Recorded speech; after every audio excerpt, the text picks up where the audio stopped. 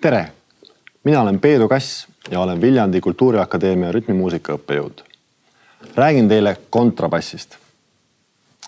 Kontrabass on üpris vana ja üpris eriline pill ja tema ajalugu ulatub juba 100 aastate taha.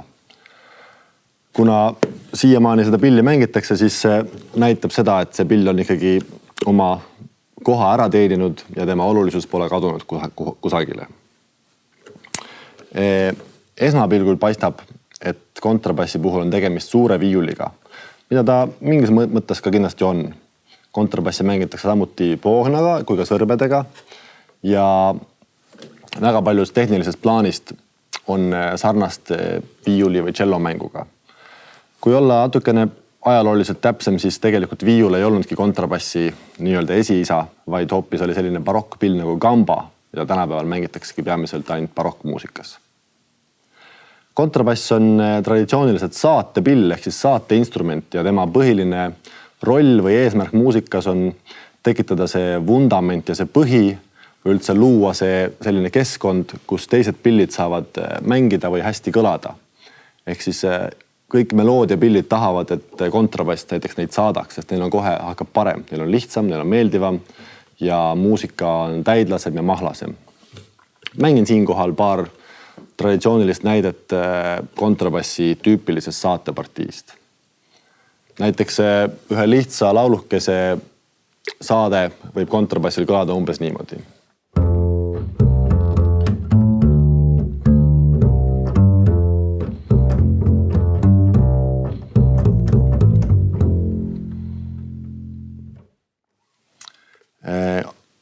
Kontrabass lähtub tavaliselt oma saatepartii kujundamisel peamiselt rütmist ja harmooniast. Kui rütm ja harmoonia on juba olemas, siis on kontrabassi mängijal vabadust lisada sealt omalt poolt ka muud, mida muusika hetkel võiks vajada. Mängin natuke teistsuguse näite. Jazzmuusikas on levinud selline faktuur, mida nimetatakse siis inglise keeles walking bassiks ja veel võiks tõlkida eesti keelde sammuvaks bassiks. Ja kohe kuulata, miks see nimetus on, kus see tuleb.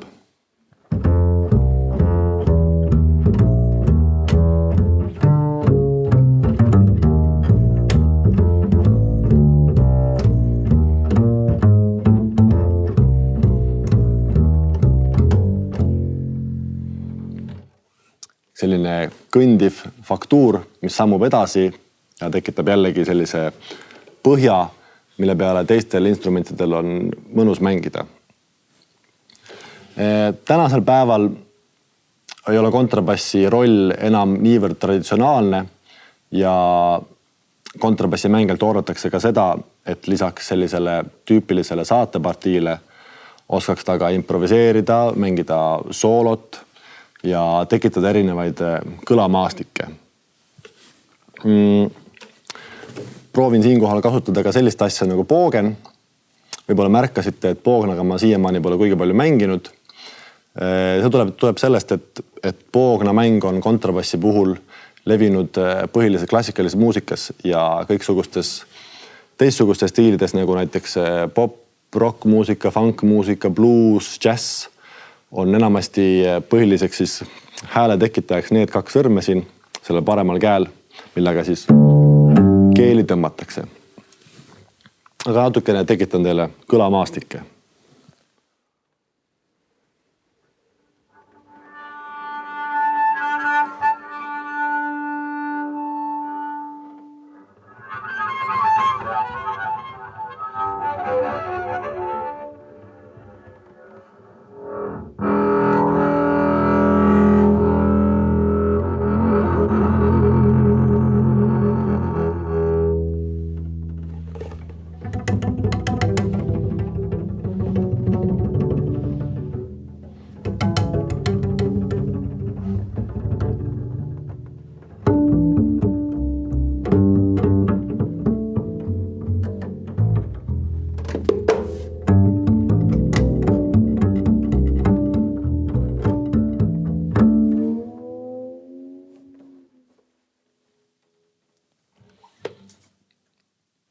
Nagu näete, siis kontrabassil on päris mitu erinevat palet. Ta võib olla siit madal, selline tume ja mahlane, samal ajal kui ta võib olla selline õrn ja meloodiline.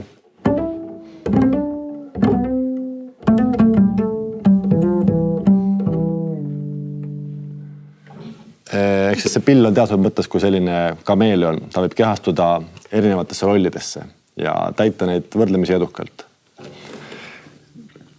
Kaamerast on hästi näha, et kontrabassil ei ole keeli kuigi palju. Neid on täpselt 4. Ja need häälestatakse täpselt samamoodi nagu basskitarril.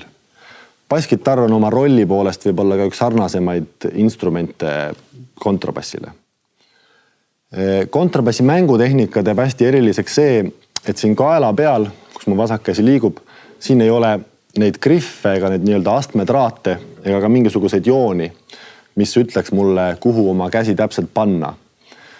See esmapilgul tundub natukene keeruline, aga tegelikult see ei ole üldse nii raske. Siin tuleb lihtsalt rakendada lihasmälu ja varem või hiljem jätab käsi meelde, kuhu täpselt see käsi tuleb asetada.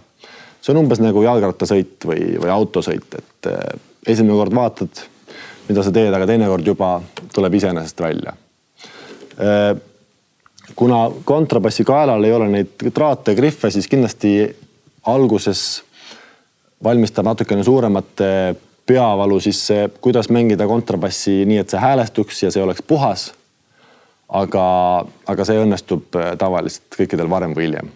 Ja selle boonus on see, et kontrabassiga näiteks on võimalik teha sellist asja,